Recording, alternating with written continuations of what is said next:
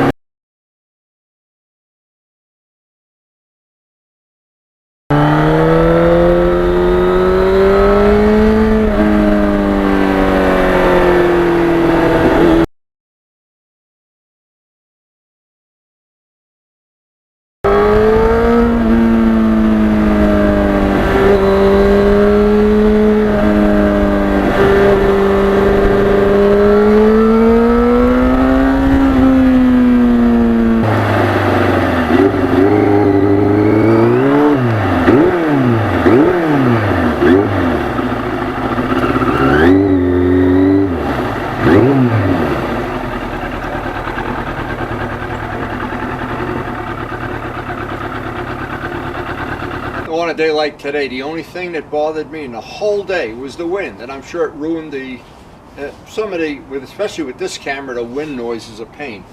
Nothing I can do about it. I noticed some of the news reporters with $1 million cameras have that same problem. Anyway, on a day like today, I got out, got my quick 100 miles, a little over 100 miles, and I thought of why it was so worthwhile spending a whole last winter, 9 months, 900, 800 hours on this project. One ride on this, I enjoy this bike more than if somebody bought me a brand new $20,000 bike, because I did it. The accomplishment of doing the restoration, and I know the bike will outlive me, so it doesn't matter. Every minute I spent was worthwhile. And on a day like today, you really, really appreciate it. Anyway, I hope you did enjoy the video. Hope you're doing some restoration work, and thanks for watching.